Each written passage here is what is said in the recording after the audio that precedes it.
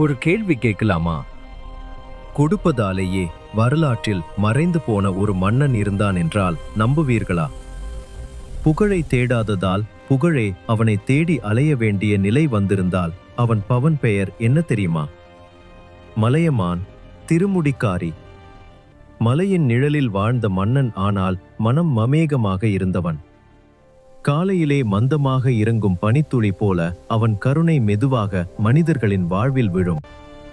போர்க்களத்தில் வேல் பிடித்த வீரன், அரண்மனையில் வள்ளல். கதைகள் சொல்வது அவன் வாசலில் இல்லை என்ற சொல் பிறக்கவே இல்லை என்று. குளிரில் நடுங்கிய மயிலுக்கு போர்வை போர்த்திய மனம், பசியால் வாடிய புலவருக்கு உலகமே கொடுத்த கை.